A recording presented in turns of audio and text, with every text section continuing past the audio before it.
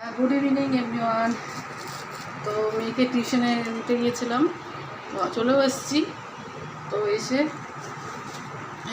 এখন থেকে ভিডিওটা করছি। তো এখন মোটামুটি বেজে গেছে, 9টা বেজে গেছে। তো কিছু জিনিস আনলাম আর তোমাদেরকে জানাই শুভ নববর্ষের অনেক অনেক শুভেচ্ছা। একটু দেরিতেই জানালাম, কারণ এর আগে যে ভিডিওটা আমি দিয়েছিলাম সেটাতেই জানিয়ে দিয়েছিলাম।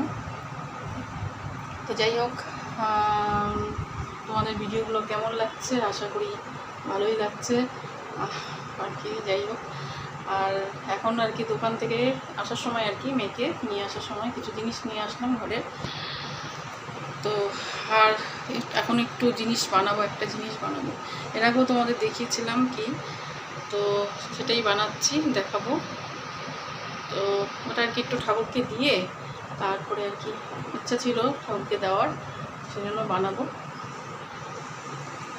তো আজকে আমি তো নবরাত্রি কিছু করি না, চৈত্র সংক্রান্তি, কিন্তু আজকে তো নবরাত্রির অষ্টমী আর কি। তো অষ্টমী আজকে, ওই জন্য ভাবলাম যে এমনি তো কিছুই করিনি, তো আজকে একটুখানি ওই আর কি যেটা বানাবো সেটা বানিয়ে দিব ঠাকুরকে, দেখাচ্ছি তোমাদেরকে। তো তার আগে কি আনলাম সেটাও একটু দেখিয়ে দিই। তো ওইদিকে যে ছেলে খেলা দেখছিল এখানে সোফাতে বসে, তো একটু দেখালাম। আর জিনিস বলতে আর কি ঘরেরই সব প্রয়োজনীয় জিনিস, যেমন চাও। তো আজকে ভেবেছি রাত্রিবেলায় চাউমিন বানাবো ছেলে মেয়েদের জন্য। আর আমি নিজেও ওদের সঙ্গে খেয়ে নিই, কোনো অসুবিধা হয় না আমার চাউমিন খেলে, কারণ ভাতটা আমি বেশিরভাগ সময় অ্যাভয়েড করি। আর এই যে গ্লুকন ডি, এটা তো দরকারই পড়ে। আর তো এই যে বিস্কিট, তেল, এই আর কি টুকটাক ঘরের জিনিস। তো এখন যেটা বানাবো হচ্ছে সিমই, এটা ঠাকুরকে দিব। আর এখানে তোমাদের দেখাচ্ছি ড্রয়িং রুমটা আমি কীভাবে গুছিয়ে রেখেছি। তো এখানে একদমই সিম্পলভাবে এই যে মেন দরজাটা দিয়ে ঢুকতেই এখানে টি টেবিলটা আছে আমার কাচের। তো এখানে কিছু শোপিস আছে, আর এখানে সোফাটা তো এইভাবে পিলো দিয়ে আমি সাজিয়ে রাখি, তোমাদের আগেও দেখেছি। আর এখানে যে টিভি ইউনিটটা আছে আমার, এটা আর কি আমি নিজেই কালার করেছিলাম এইভাবে, সেটাও তোমাদের দেখিয়েছিলাম। আর এটা একটু সাজিয়ে রেখেছি, আগেও যেরকম ছিল তার উপরে টিভিটা আছে। তো আমি এইভাবে সাজিয়ে রাখি আরও, যাতে মানে অনেক থাকে তারগুলো, কেবল তারগুলো, সেগুলো দেখাও যায় না, ঢেকে যায়। তো যাই হোক, তোমরা এইভাবে মানে যাদের তার অনেক আছে, কেবল তার বা ওয়াইফাই, তারা ওইভাবে কিছু ফুল দিয়ে সাজিয়ে বা কোনো কিছু ইয়ে দিয়ে সাজাতে পারো, ঘরের যে কোনো শোপিস দিয়ে।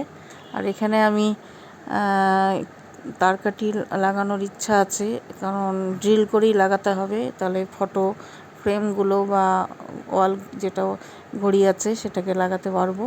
আর কিছু তো আছে ফটো ফ্রেম, সেটাও লাগাবো। তো এইভাবে আর কি মোটামুটি গুছিয়ে রেখেছি। তো কেমন লাগলো তোমাদের এই যে ড্রয়িং রুমটা আমার সাজানো? তো আরও একটু আছে, পরে আবার সাজাবো। আর এইভাবেই ডাইনিং টেবিলটাও সুন্দর করে সাজিয়ে রাখার চেষ্টা করেছি। তো এখানে এই যে সিমুই পায়েস আমি প্রথমে ভেজে নিয়েছি, এর আগেও তোমাদের দেখেছিলাম সিমুই পায়েস আমি কিভাবে করি। প্রথমে ঘি দিয়ে ভাজি, তারপরে বাদাম, কাজু বাদাম বলো আর কিশমিশ, এগুলো একটু ভেজে নিই। তারপরে আবার দুধটা দিয়ে ওর মধ্যে চিনি দিয়ে দিচ্ছি, দিয়ে তারপরে আর কি ভালো মতন ফুটিয়ে নিয়েছি। আর এটা ঠাকুরকে দিয়েছিলাম ঠাকুরের পাত্রে, সেটা আবার আমি প্রসাদটা একবারে আমি এখানেই মিলিয়ে দিলাম। তাহলে যাই হোক, প্রসাদটা হয়ে গেল আমার এটা। তো এটা এখন উঠিয়ে রাখছি, তো ছেলে মেয়েদেরকে দিব একটু খেতে। তো ভালোই হয়েছিল সিমই পায়েসটা খেতে। Good morning everyone. তো এই যে আজকে ভোটের দিন, সকাল সকাল উঠে ঘুমের থেকে সকালে যেগুলো কাজ করার করে নিয়েছি। এই যে আমার ঠাকুর, আর এখনও পুজো দেইনি, পুজো দেব। তার আগে এই যে স্নান করব, তো মাথায় একটু এই যে কালার লাগালাম, কালার করলাম। তো তোমাদের আগেও দেখেছি আমি কালার করি চুলের মধ্যে।